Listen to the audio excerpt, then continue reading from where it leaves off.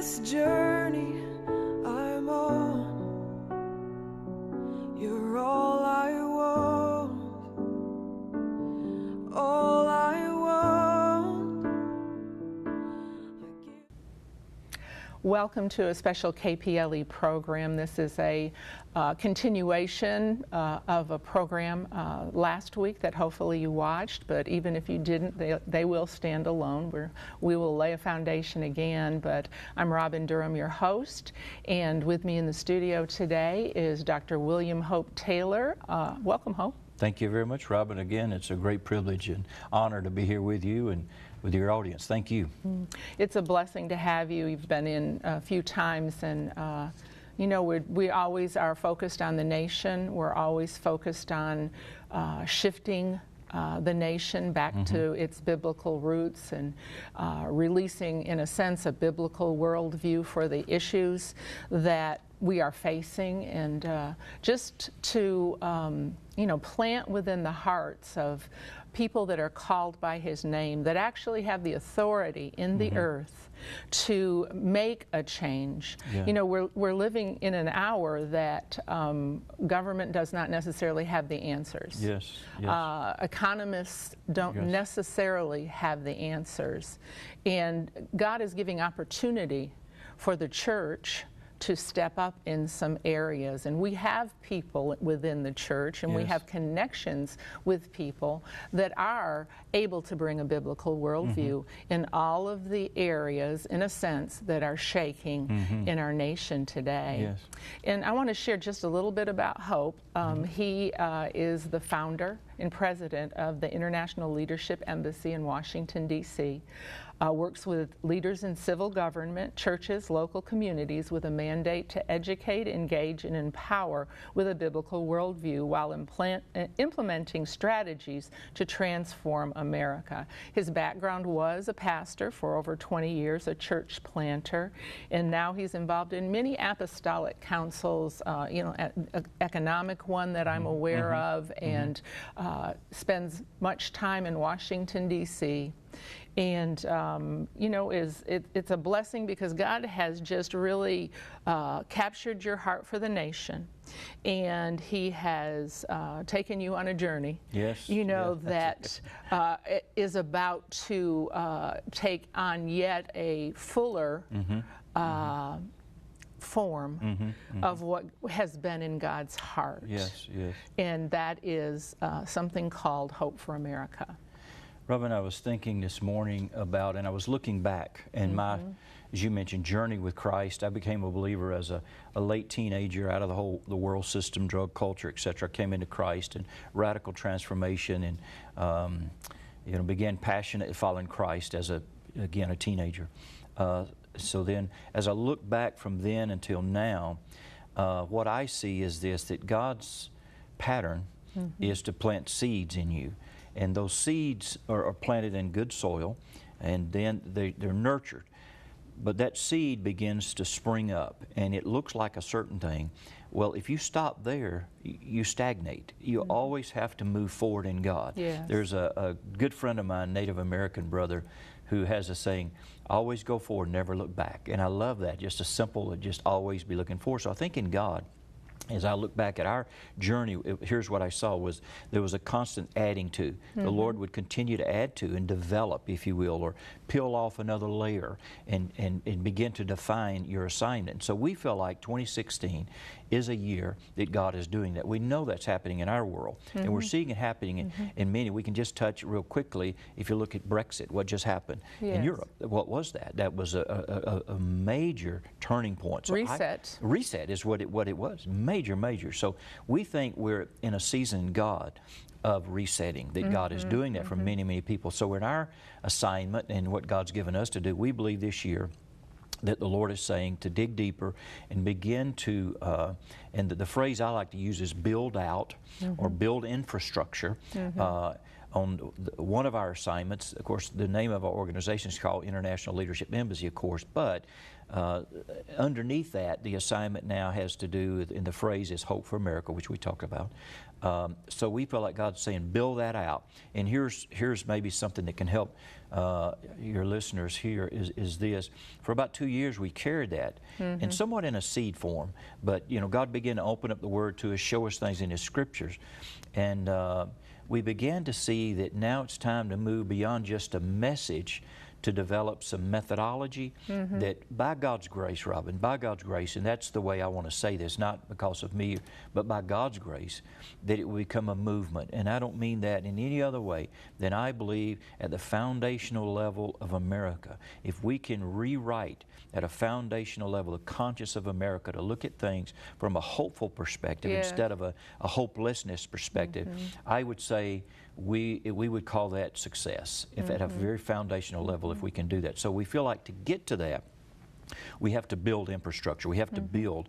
And what that means is we have to partner with those. And so here in Texas, of course, in your region, we love coming here in Fort Hood and Killeen. We love, and we just don't overlook the fact that God has planted us here in this time to take this next step in here in your, so that means a lot to me that we're here to do that.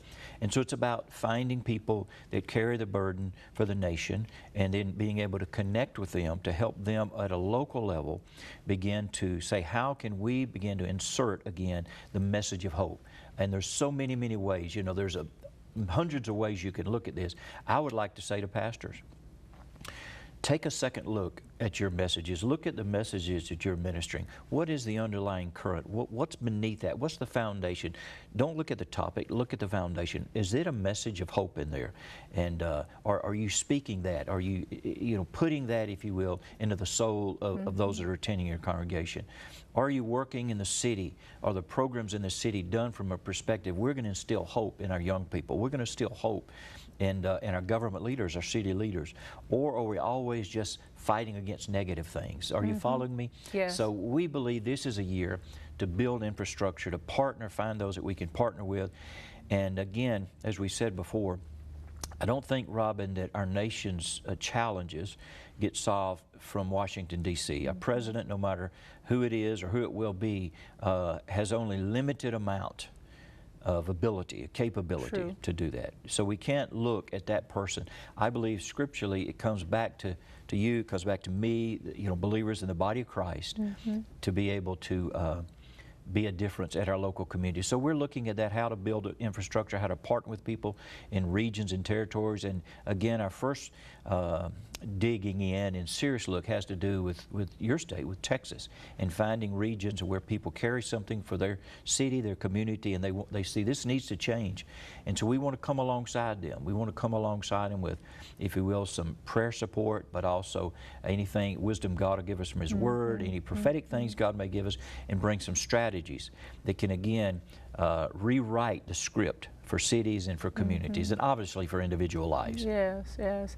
You know, that it is what you have to look for. You have to look for the redemptive gift in a person. You can easily see negatives if you want to, but if you want to look beyond and listen and dig deeper, you will hear destiny, even if they're in a very negative place. If they're in a hopeless place, you'll still hear a heart, and you'll still hear literally a passion in what it was created for, what it beats for. And if you're able, if you're trained to look that way, you're able to speak to that and draw that out, and people will aspire to that which you draw out. I've seen it over and over. Have to give Graham Cook a lot of credit. Graham shifted the thinking of many warrior, intercessor, battle type believers, which I am one. I'm an intercessor, and with that you can get negative. But he began to teach us and to train us to shift and begin to look at what God put there. And even in a city, even in city leaders, listening to and just being circumspect again. We used that word last time, being wise, being alert, and looking at how can we encourage? Yes. How can we pull forth? Because that's what we're here for. Yes. If we're leaders, we are here to pull forth the best out of people, Right, right? right, And so absolutely. it's the same for a city and it's the same for a state. I've Yes, found yes. that regions have a redemptive purpose. Mm-hmm. You know, in this region, we found out several years ago that when this area was settled, it literally had a base camp of 300 people.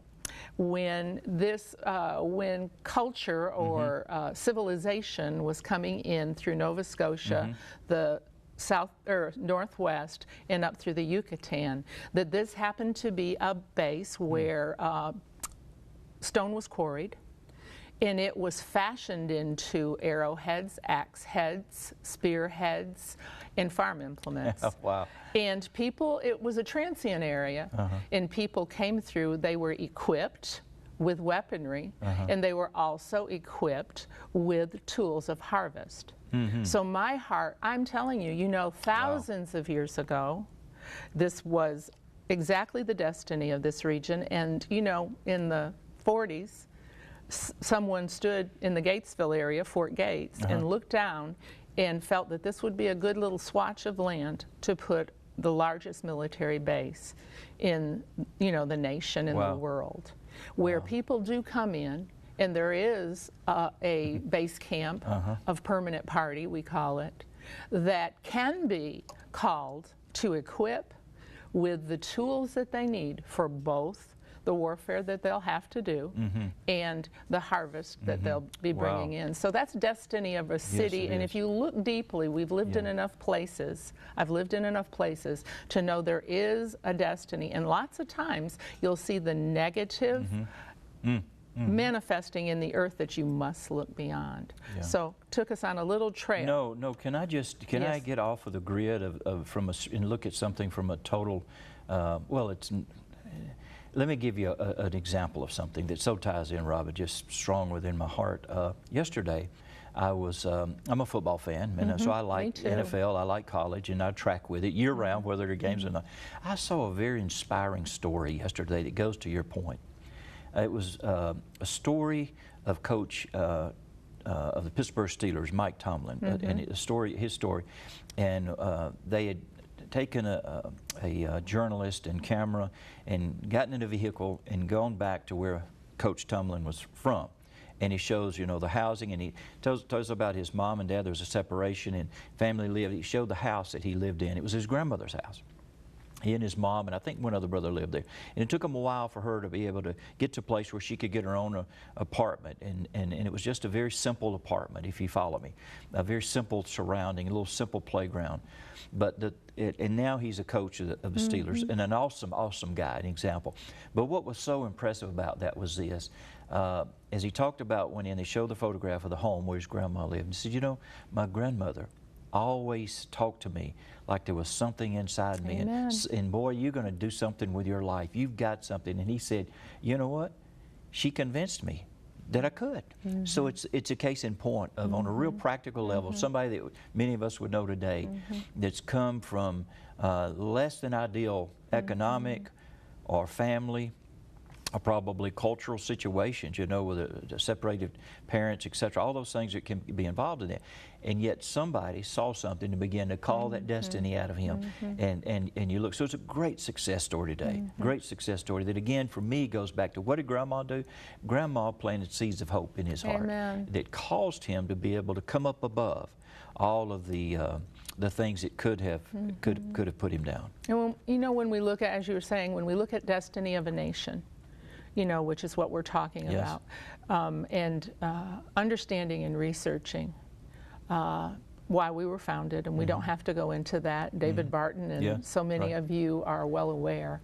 But, you know, we call the nation back to the potential, to the destiny for the arm of God and the voice of God that it was destined to be to the earth. Yes. And, you know, we'll we can again inspire hope, and that's what you're talking about with sometimes. I want you to share a little of your biblical references on instilling hope and the direction that people can take as we really begin to pray about this and think about it and want to possibly affect the hospital that we work in, or the government official that happens to live next door to you, your mayor, whatever. Go ahead. Well, let's just look for a moment at what's going on, what's in our news right now. Let's just take a moment and look at some of those things of people losing their life, protest, terrorism, and then behind the backdrop that most of us, don't want to pull the curtain and look what's behind, but then you have the whole economic situation and much instability there, and a lot of very smart people that are watching that. Christians from a kingdom biblical view are saying, hey, wait a minute, don't get rocked to sleep in terms of economics and where. So if you look at all of those things, the pressing things as well as the things that are behind the curtain, that are challenges for us, again, what it says to us is there's a need in our nation, and there's a need for somebody to stand up and provide some answers, right? So what I see in communities, Robin, is in some of the black communities, in some of the impoverished communities, I see a strong man of hopelessness that's operating. Now, when you go to Scripture, you go to the book of Proverbs, very, very simply, very clearly it says that hope deferred, which basically means that it's postponed, it's put off, it's just beyond your reach to grasp. It's not something you can get your hands on. You can't put your hands on the handle of it. You can't incorporate it. You can't make that part of who you are. Somehow or another, you can't put hope as a template over your life and the story of your life. You just can't connect those things. So that's hope deferred, is what that is. So I think individuals have that, and I think communities carry that. And so what happens, and it goes on and it says, what it does is, when that's a reality, it says it makes the heart sick, Book of Proverbs. And what that means is that our heart, as we all know, if that doesn't function, we don't function. That's our core being. That's where we give life, and it pumps our blood, etc. The point is, at the core of who we are, the core of who communities are, if there's hope deferred, if hope is not written into the script in people's minds and their emotions, then they now find themselves in a place of hope deferred. Well, out of that is going to come all kinds of attempts to fill the void. Anger, et cetera, begin to pour out of that. So then you end up with some of the challenges that we have today. It goes back again to a lack of hope.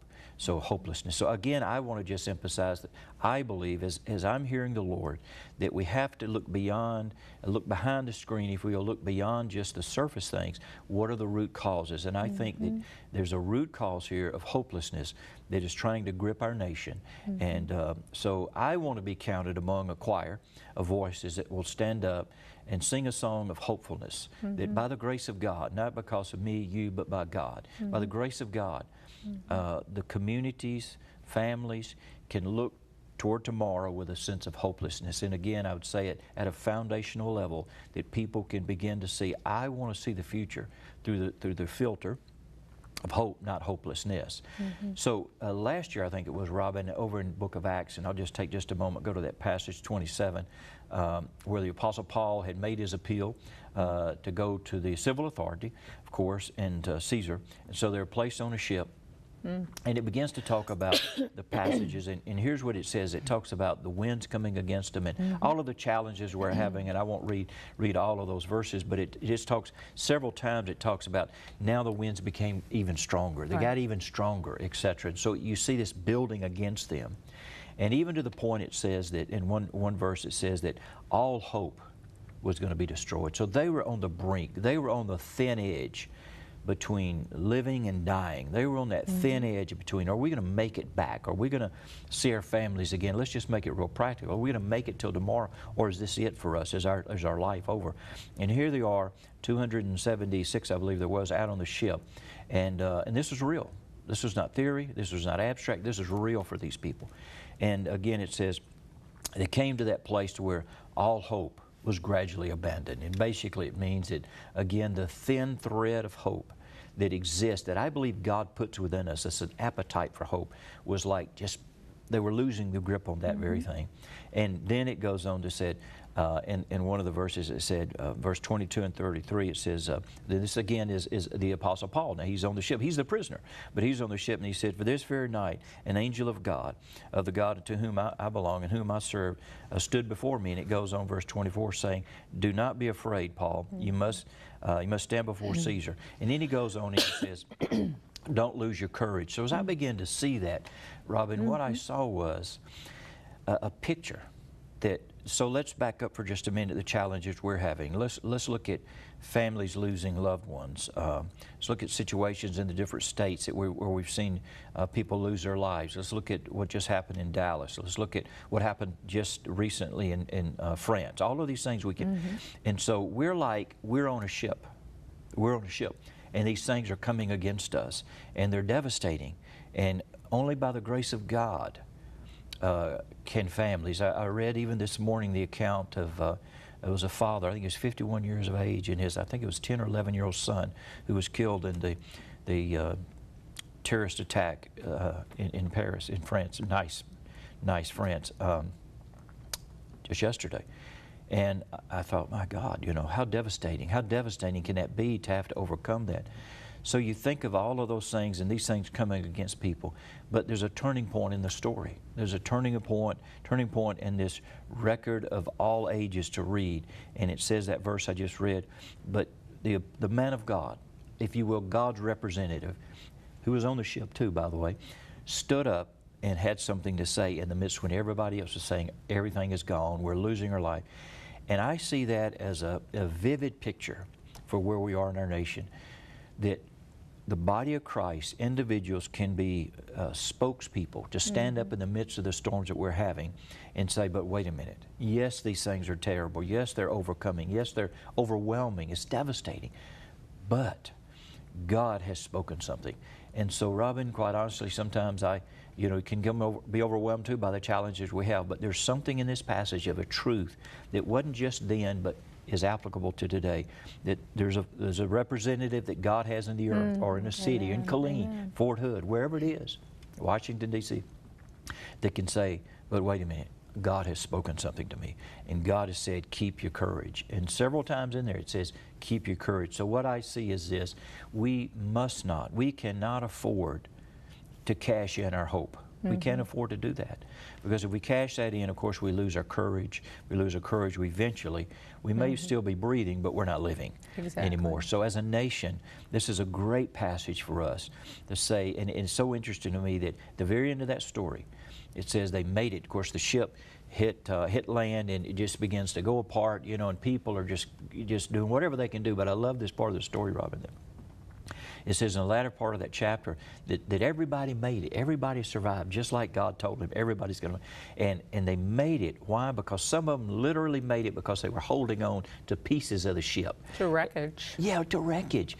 So what I see in that is, if we, the church, can be a voice of hope into the nation in times such as this, that if we can somehow or another communicate that and build that into communities, put that in the foundation of where people live today, that if people could just get a piece of that in their life, you know what? They will make it. They'll get to their destiny. They will not die at sea. They will make it. So for me, it is about the destiny of the nation, and it's about at a foundational level getting the message into the soul, if you will, of the body of Christ as well as the community. On a practical level, I hear the overarching message, and it is God is the only answer. We have man in all of his finest wisdom and intellect has gotten us right where we are. Yeah. Without God. Yes. And I was thinking, I know you went to Ferguson. You went up to Ferguson. So on a practical level, on the ground where there is hopelessness, what are some steps that people can take? And share just a little bit about what you encountered when you went to Ferguson. Well, I wasn't actually in Ferguson. I was in Baltimore. Oh, Baltimore. Baltimore, yeah. I didn't actually go to Ferguson. I was in Baltimore. But, that's right. Yeah, but I think what I experienced there was and I've told this story, Robin, before, but it was and having had the privilege of going to other nations, and I've been to some very impoverished nations, West Africa and some of the, the river areas in Africa, and just very, very impoverished, a very simple kind of lifestyle. And it was really my honor to be there and to go there. But I got to tell you this, that the overwhelming sense that I felt when I was there was, again, and we tend to see things through the filter of what God's saying to Absolutely. us, was this thing of hopelessness. That's what I saw, was that. That's what I felt so strong. And it really gripped me. And I said, Lord, how do we turn this? How do we turn this? Amen. I'm encouraged that just yesterday I was on a conference call with some leaders, and one had just come from that area. And there's a mobilization of pastors, of leaders in the church, community leaders that are coming together. And they're doing some very practical things that I think if this continues to build itself out, if it's effective in building itself out, and really gets mature in its expression, it can be a game changer. It can, again, rewrite the script for some of the people and the communities there. So I think if you want to look at principles, I think it's a matter, as we talked about in our first session, it's a matter of working with those that we can partner with it. God gives us grace to be able to work with Robin, and that means, pastors with pastors, et cetera, et cetera. But it also means pastors are with business leaders, or in your case, those in the military or in civil government. We've got to move beyond the... we have about 2 minutes We got to left. move beyond, okay, the platform of just staying within our own confines. We got to begin to work. So I think we have to do that, and I think we have to look at how practically can we serve people in our community. What wisdom can we bring? Identify the problem, bring the solution to it in the name of Christ, working together, and I think we can turn some cities, and I think we can turn some communities. If we're watching, I believe, and if we're listening, and I do have a vantage point being here and doing a program where I'm listening to leaders, Right. not just mostly church leaders, but government leaders as well. You do hear those that will be able to gather, and again, that we're at a place where out of such dire need, people are awakening, and there's a willingness. There's a willingness, and the issues and the hopelessness, the despair, the poverty that you encountered, it is a reality, and those are the practical things that the church has to address and be a part of in whatever way that we can. And just connecting with, there was a huge gathering in Killeen last night. We had some shootings over the last several weeks, and thousands gathered, or 1,000, I think it was, gathered and came in and wanted to discuss with the chief of police just the things that were on their heart. We saw even last night on television our president listening to the concerns of citizens of the United States. So, a big part is the connecting, the listening, and to seeing how we can come together and what piece and what part we can play. Our time is up. Hope, I always enjoy having you. Thank you for being here. Thank you. My privilege. Thank you. And thank you for watching. God bless you. Find me looking for you all through the night, all through the day. In this journey